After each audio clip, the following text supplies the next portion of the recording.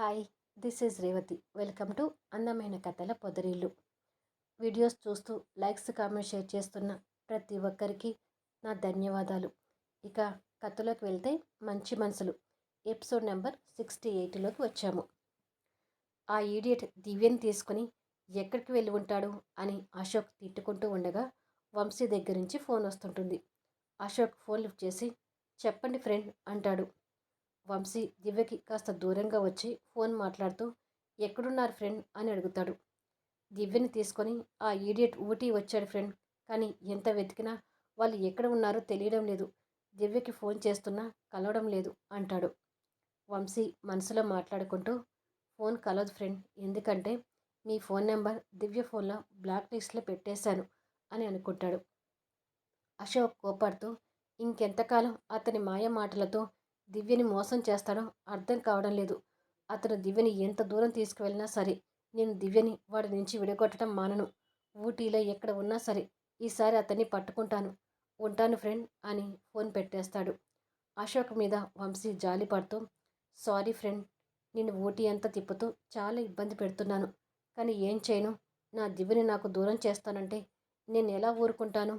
అందుకే మీకు ఈ చిన్న పనిష్మెంట్ అనుకుంటుండగా దివ్య అక్కడికి వచ్చి అలసిపోయాను వంశీ గారు, పైగా చీకటి కూడా పడుతుంది, ఇక రూమ్కి వెళ్ళిపోదామా అంటుంది. దివ్యని దగ్గరకు తీసుకొని అవును, బాగా అలసిపోయావని నీ మొహం కూడా చెప్తుంది, పద వెళ్దాము అంటూ అక్కడి నుంచి బయలుదేరుతారు. రూమ్లోకి రాగానే దివ్య అదే అలసటతో చెప్పులు కూడా విడవకుండా కాలు కిందనే వేలాడేస్తూ బెడ్కి అడ్డంగా పడుకొని పోతుంది. ఏ దివ్య, ఏదైనా తిని పడుకుందు కానీ లే అంటాడు. ఇప్పుడు నాకు నిద్ర తప్ప ఇంకేమీ వద్దు వంశీ గారు, ప్లీజ్ అంటూ ఆవలిస్తుంది. ఏదైనా కొంచెం తిని దివ్య అని బతిమలాడతాడు. ప్లీజ్ వంశీ గారు, నేను ఏమీ తినను, నాకు ఏమీ వద్దు, నన్ను పడుకోనివ్వండి అంటూనే నిద్రలోకి పోతుంది.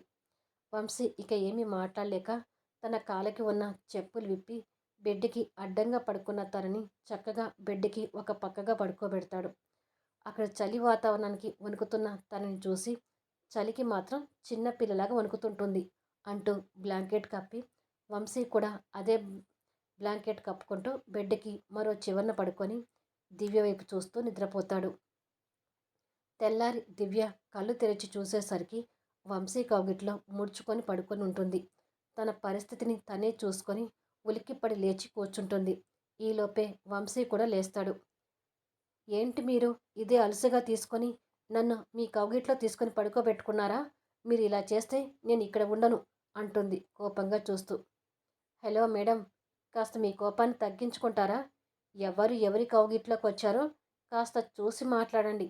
రాత్రి నిన్ను ఆ చివర పడుకోబెట్టి నేను ఈ చివర పడుకున్నాను. నా ప్లేస్లో నేను సరిగ్గానే పడుకున్నాను. నువ్వే చలికి మెసులుతూ నా వరకు వచ్చి చివరికి నా కౌగిల్లో పడుకొని హాయిగా నిద్రపోయావు. చలికి ఇబ్బంది పడుతున్నావు కదా అని నేను కూడా ఊరుకున్నాను అంటాడు. దివ్య బెడ్ వైపు చూసుకొని చా, నాదే తప్పు, చలికి తట్టుకోలేక నిద్రలో మీ దగ్గరికి వచ్చి ఉంటాను అంటుంది. అది చూసుకోకుండా పొద్దున్నే నా మీదకు విరుచుకు పడతావా మెంటలు అంటాడు వంశీ కూడా కాస్త కోపాన్ని ప్రదర్శిస్తూ. సారీ వంశీ గారు, కళ్ళు తెరిచేసరికి నేను మీ కౌగిల్లో ఉన్నది చూసి భయపడ్డాను. ఆ భయంలో ఏమీ ఆలోచించకుండా మీ మీద అరిచాను అంటుంది. వంశీ అంతే ముభావంగా ఉంటాడు. సారీ చెప్తున్నాను కదా, ఇంకా ఎందుకు ఆ ఫేస్ అలా పెడతారు, కొంచెం నవ్వండి అంటుంది. దాంతో వంశీ పెదవుల మీద చిరునవ్వు కనిపిస్తుంది. అమ్మయ్య, ఇప్పుడు నా మనసు కుదుటపడింది. నేను నిద్రలో ఇలా మీ దగ్గరికి వస్తే నాతో తప్పుగా ప్రవర్తించడానికి ట్రై చేయకండి ప్లీజ్ అంటుంది. నాకు అంత అదృష్టం కూడానా? నేను అలా ప్రవర్తిస్తే నువ్వు పెట్టిన షరతుని తప్పిన వాడిని అవుతాను కదా అంటాడు. అవును, నా షరతుని గుర్తుపెట్టుకోండి అంటూ బెడ్ దిగి వాష్రూంలోకి వెళ్తుంది. రాక్షసి అందమైన పెళ్ళాన్ని పక్కన పెట్టుకొని పస్తులు పడుకోవడం అంటే ఎంత నరకంగా ఉంటుందో నీకేం తెలుసు అనుకుంటూ పక్కన ఉన్న పిల్లోని చేతిలోకి తీసుకొని హత్తుకుంటాడు. ఆ రోజు రాత్రి దివ్యని తీసుకొని ఒక పబ్లోకి వెళ్తాడు. ఇద్దరు టేబుల్ దగ్గర కూర్చొని దివ్య తాగటానికి జ్యూస్ ఆర్డర్ చేసి ఈ చలికి కొంచెం డ్రింక్ చేయాలని ఉంది, నువ్వు పర్మిషన్ ఇస్తే కొంచెం డ్రింక్ చేస్తాను దివ్య అని అడుగుతాడు వంశీ. దివ్య కుతూహలపడుతూ మీ మగాళ్ళందరూ డ్రింక్ని చాలా ఇష్టంగా తాగుతారు కదా అసలు ఆ డ్రింక్‌లో అంతగా ఏముందో చూడాలని ఉంది. నేను కూడా కొంచెం డ్రింక్ చేస్తాను వంశీ గారు అని అడుగుతుంది. తన మాటలకు వంశీ ఆశ్చర్యపోతూ, రాక్షసి, నువ్వు డ్రింక్ చేస్తాననడం ఏంటి? తప్పు కదా అంటాడు. ప్లీజ్ వంశీ గారు, ఇంకెప్పుడు అడగను. ఈ ఒక్కసారి నన్ను కూడా డ్రింక్ చేయనివ్వరా? ప్లీజ్ ప్లీజ్ ఈ ఒక్కసారి అని రిక్వెస్ట్గా అడుగుతుంది. వంశీ కాదనలేక, సరే కొంచెమే తాగాలి అని డ్రింక్ ఆర్డర్ చేస్తాడు. కొద్దిసేపటికి గ్లాసులో కొంచెం మందు పోసి దివ్యకి ఇచ్చి, ఈ కొంచెమే తాగాలి అంటాడు. దివ్య సరే అని గ్లాస్ తీసుకొని కొంచెం తాగి కళ్ళు చిట్లిస్తుంది. వంశీ కూడా గ్లాసులో మందు పోసుకొని బాటిల్ పక్కకు పెట్టి తనని చూస్తూ మందు తాగుతుంటాడు. దివ్య గ్లాసులో ఉన్న మందు చిన్నగా తాగడం మొదలు పెడుతుంది. వంశీ చైర్లో నుంచి లేచి, నేను వాష్రూమ్లోకి వెళ్ళొస్తాను అని చెప్పి అక్కడి నుంచి వెళ్తాడు. వంశీ తిరిగి వచ్చేసరికి దివ్య బాటిల్కి అడుగున కొంచెం మందు ఉంచి మొత్తం తాగి మత్తులో తూలుతుంటుంది. అది చూసి వంశీ షాక్ అవుతూ, కొంప ముంచావు కదే, కొంచెం తాగమంటే కొంచెం ఉంచావేంటే అని చేతిలోకి బాటిల్ తీసుకొని చూస్తుంటాడు. దివ్య మత్తులో చైర్లో నుంచి లేచి నిలబడి వంశీ చేతుల నుంచి ఆ బాటిల్ కూడా బలవంతంగా గుంజుకొని బాటిల్ ఎత్తి ఆ కొంచెం కూడా తాగి మత్తు కలతో చూస్తూ, ఒరే వంశీ, నాకు మందు సరిపోలేదురా, ఇంకొక బాటిల్ తెప్పించురా అని అడుగుతుంది. తన మాటలకి అవాక్కవుతూ, రాక్షసి, వంశీ గారు అని తీయగా పిలిచేదానివి గొంతులో మందు పడగానే ఒరే వంశీ అనే కాడికి వచ్చావా? ఇంకొక బాటిల్ తాగితే నన్ను పట్టుకొని ఎవడ్రా నువ్వు అంటావేమో అంటాడు. దివ్య అదే మత్తుతో తూలిపోతూ వంశీని చూసి, అసలు ఎవడ్రా నువ్వు అని అడుగుతుంది. దేవుడా అంటూ తల పట్టుకొని, ఆ మాట కూడా అనేసావా? ఇక లాభం లేదు, మనం రూమ్కి వెళ్దాం పదా అంటాడు తనని పట్టుకొని. నేను రానురా, నాకు ఇంకా మందు కావాలి, మందు పోయించరా అంటుంది వంశీ షర్ట్ కాలర్ పట్టుకొని. అక్కడున్న వాళ్ళు వీళ్ళ వైపే వింతగా చూస్తుంటారు. అందరూ మన వైపే చూస్తున్నారు దివ్య, వదులు అని షర్ట్ కాలర్ పట్టుకున్న తన చెయ్యిని విడిపించి, వెళ్దాం పదా అంటూ తన చెయ్యి పట్టుకొని బలవంతంగా తీసుకువెళ్ళబోతుంటాడు. నేను రాను, నేను ఇంకాస్త డ్రింక్ చేయాలి అంటుంది వంశీ చేతుల్ని విదిలించుకుంటూ. చేసిన డ్రింకు చాలు, చేస్తున్న గోల కూడా చాలు, పద అని తనని బలవంతంగా తీసుకెళ్తుంటాడు. నాకు మందు పోయించకుండా తీసుకెళ్ళడానికి అసలు నువ్వెవడీరా అని తన నోటికి వచ్చినట్టుగా వాగుతుంటుంది. అలా వంశీ దివ్యతో మాటలు పడుతూ కొద్దిసేపటికి దివ్యని తీసుకుని రూమ్కి వస్తాడు.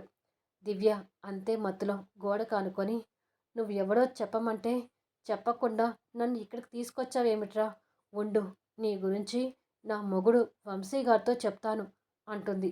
వంశీ కాస్త చిరాగ్గా తల పట్టుకుంటూ, దీనికి మత్తుతో పాటు మెంటలు కూడా ఎక్కువయ్యాయి అని అనుకొని, నేనే నీ మొగుడు వంశీని అంటాడు. దివ్య సంబరపడుతూ, ఓ, నువ్వేనా నా మొగుడు వంశీగాడివి? అయితే నీ మీద నాకు ఎప్పటినుంచో ఒక కోరిక ఉందిరా, అది ఇప్పుడు తీర్చుకోవాలనిపిస్తుంది అంటుంది మత్తులో ఊగుతూ. ఏం కోరికే అది అని కాస్త కుతూహలంగా అడుగుతాడు. దివ్య ఆ మత్తులోనే వంశీ చెంప మీద గట్టిగా కొడుతుంది. ఆ దెబ్బకు వంశీ గింగరాలు తిరుగుతూ బెడ్ మీదకి వెళ్ళి పడతాడు. దివ్య కూడా బెడ్ దగ్గరికి వస్తూ, ఇదేరా నా కోరిక అంటుంది. వంశీ చెంప రుద్దుకుంటూ, రాక్షసి, కోరిక అంటే నేను ఇంకేదో ఊహించుకున్నాను కదే, ఇలా దిమ్మ తిరిగేటట్టుగా కొడతావని అనుకోలేదు అంటాడు. అత్తయ్య మావయ్య గారు వాళ్ళు నిన్ను ఇలా కొట్టకనే నువ్వు అమ్మాయిల పిచ్చివాడిగా తయారయ్యావు. అసలు నిన్ను కాదురా అనాల్సింది, నిన్ను ఇలా పెంచినందుకు అత్తయ్య మావయ్య గారిని వాళ్ళని అనాలి అని వంశీని అలాగే చూస్తుంటుంది. దివ్య చూపుకి వంశీ భయపడుతూ, ఏంటే అలా చూస్తున్నావు, మళ్ళీ కొడతావా ఏంటి అంటాడు. కూర్చున్న వంశీని వెనుకగా నెడుతుంది. దాంతో వంశీ బెడ్ మీద పడుకొని పోతాడు. దివ్య ఆ మత్తులో అమాంతం వంశీ మీద పడుతుంది. వామ్మో, దీని మత్తు బాగానే ఎక్కింది, లేకపోతే ఇంత ధైర్యంగా నా మీద పడుకోవటం ఏంటి అని అనుకుంటాడు మనసులో. దివ్య వంశీ మీద అలాగే పడుకొని వంశీని చూస్తుంటుంది. నీకు పుణ్యం ఉంటుంది, మళ్ళీ కొట్టకే, ఇప్పటికే నా చెంప మీద వాతలు తేలాయి అంటాడు. దివ్య అదే మత్తులో వంశీని చూస్తూ, ఎంత అందంగా ఉన్నావురా అని వంశీ పెదవుల వైపు ఆశగా చూస్తూ ఆ పెదవులు అందుకొని గట్టిగా ముద్దు పెడుతుంటుంది. ఏం జరుగుతుందో తెలియని పరిస్థితిలో వంశీ షాకులో ఉండిపోతాడు. తెలియకుండానే భార్య ముద్దుకు సహకరిస్తూ పోతాడు. ఇద్దరి అదరాలు పెనవేసుకొని పోతుంటాయి. కొద్దిసేపటికి దివ్య ఆ పెదవులు వదిలి ఊపిరి పీల్చుకుంటూ, నేను ముద్దు పెట్టాను కదా, మీకు ఏమీ అనిపించడం లేదా అని అడుగుతుంది. ఎందుకు అనిపించడం లేదు? అనిపిస్తుంది. ఇప్పటికిప్పుడు నీతో పూర్తిగా కలిసిపోవాలని ఉంది. కాకపోతే నీకు ఇచ్చిన షరతుని నిలబెట్టుకోవాలి కదా అంటాడు. గుడ్. ఈ విషయంలో నువ్వు నాకు బాగా నచ్చుతావురా అని వంశీ పెదవుల మీద మళ్ళీ ముద్దు పెడుతుంది. వంశీ మైకంతో మళ్ళీ ఆ ముద్దుకు సహకరిస్తూ, ఏంటే నాకు ఇన్ని బంపర్ ఆఫర్లు ఇస్తున్నావు అని అనుకుంటాడు మనసులో.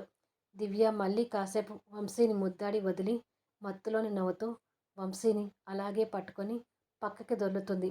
ఇప్పుడు వంశీ అమాంతం దివ్య మీద పడుకొని ఉంటాడు. పాపం మత్తులో ఏం చేస్తుందో తెలియక ఇలా ప్రవర్తిస్తుంది అనుకుంటాడు మనసులో. దివ్య వంశీని గట్టిగా హగ్ చేసి పట్టుకొని, వరే వంశీ, నాకు యవ్వనం వచ్చిన దగ్గర నుంచి నా శరీరాన్ని ఎవరైనా తాకితే అది నా భర్తే అయి ఉండాలని, నా భర్త కోసం అంటే నీ కోసం నా శరీరం మీద ఎవరి చూపు పడకుండా కాపాడుకుంటూ వచ్చాను. కానీ నువ్వు నా కోసం ఆగకుండా నీ శరీరాన్ని ఎంతోమంది అమ్మాయిలతో పంచుకుంటూ వచ్చావు. నా శరీరం నా భర్తకు మాత్రమే చెందాలని నేను కోరుకున్నట్టే నువ్వు నీ శరీరాన్ని నాకు మాత్రమే చెందాలని నువ్వెందుకు కోరుకోలేదురా? నేను నా శరీరం గురించి ఆలోచించినట్టు నువ్వు నీ శరీరం గురించి ఎందుకు ఆలోచించలేదు అంటూ తన మనసులో ఉన్న బాధను బయటకు చెప్పుకుంటుంది. ఆ మాటలకు వంశీ గిల్టీగా ఫీల్ అవుతూ, నిజమే, నేను అలా ఆలోచించకపోవడం నా తప్పే. దివ్య అనే ఇంత మంచి అమ్మాయి నా జీవితంలోకి వస్తుందని నాకు ముందే తెలిసి ఉంటే నేను కూడా నీలాగే ఆలోచించేవాణ్ణి అంటాడు. దివ్య బాధపడుతూ, అదంతా నా దురదృష్టం అన్నట్టు నేను మీకు ఇచ్చిన మాట ప్రకారం నిలబడుతున్నాను కదా, నాకు తెలియకుండా మీ పర్సనల్ లైఫ్ని డిస్టర్బ్ చేయడం లేదు కదా అని అడుగుతుంది. పిచ్చిదాన, నా పర్సనల్ లైఫ్ని నీ మంచితనంతో ఎప్పుడో డిస్టర్బ్ చేశావు. నీ కారణంగా నేను ఎప్పుడో మారిపోయాను అని మనసులో అనుకొని, అదేమీ లేదు అని పైకి చెప్తాడు. నేను మాట ఇచ్చానంటే ఎప్పటికీ తప్పనని అర్థమైంది కదా అంటుంది అదే మత్తులో చూస్తూ. అర్థమైంది అన్నట్టుగా తల ఊపుతాడు. ఆ నమ్మకంతోనే ఉండండి. ఈ దివ్య మాట తప్పే పరిస్థితికి వస్తే అంతకుముందే ప్రాణాలు తీసుకుంటుంది అని అంటుండగా వంశీ తన మాటలకు అడ్డుపడుతూ తన పెదవుల మీద చెయ్యి పెట్టి, అలా మాట్లాడకు, నేను తట్టుకోలేను అంటాడు. తన పెదవుల మీద నుండి వంశీ చేయిని తీసి వంశీ కళ్ళలోకి ప్రేమగా చూస్తూ, నేనంటే నిజంగానే మీకు అంత ఇష్టమా అని అడుగుతుంది. ఇష్టం కాదు, ప్రాణం అంటాడు. వంశీ ముఖాన్ని తన చేతిలోకి తీసుకొని వంశీ కళ్ళలోకి చూస్తూ, మీరన్నా కూడా నాకు అంతే ప్రాణం వంశీ గారు అంటుంది. ఆ మాటకి వంశీ పెదవుల మీద అందమైన చిరునవ్వు కనిపిస్తుంది. తిరిగి దివ్య మాట్లాడుతూ, మనం మొట్టమొదటిసారి గుడిలో కలుసుకున్నప్పుడు ఫస్ట్ మీరు నన్ను చూసారా, నేను మిమ్మల్ని చూశానా అని అడుగుతుంది మందు మత్తులో మునిగిపోయి. నేను నిన్ను చూసినప్పుడు నువ్వు రాముల వారికి కళ్ళు మూసుకొని నమస్కరిస్తున్నావు, అంటే ముందు నేనే నిన్ను చూశాను అంటాడు. నన్ను ఫస్ట్ టైం చూసినప్పుడు ఏమనిపించింది, నన్ను చూసి ఏమనుకున్నారు అని అడుగుతుంది. ఎంత అందంగా ఉంది ఈ దేవకన్య అనుకుంటూ నిన్నే చూస్తుండిపోయాను అంటాడు. దివ్య నవ్వి, ఆ రోజు మీరు నన్ను ఆ మంటల నుండి కాపాడి వెళ్ళిపోయారు కదా, ఆ తర్వాత మీకోసం నేను ఊరు మొత్తం తిరిగాను, మీకోసం ఎంతగానో వెతికాను, కానీ మీరు నాకు కనిపించలేదు అంటుంది. ఆ మాటకు వంశీ కనుబొమ్మల్ని దగ్గరకు చేసుకొని, నా కోసం వెతికావా, ఎందుకు వెతికావు అని ఆశ్చర్యంగా అడుగుతాడు. ఎందుకు వెతికింది అనేది మరి నెక్స్ట్ ఎపిసోడ్లో కలుసుకుందాం. ఛానల్ నుంచి వెళ్ళిపోయే ముందు దయచేసి లైక్ చేయండి, కామెంట్ షేర్ చేయండి, సబ్స్క్రైబ్ చేసుకొని బెల్ ఐకాన్ ప్రెస్ చేసి ఛానల్ షేర్ చేస్తూ సపోర్ట్ చేయండి ప్లీజ్.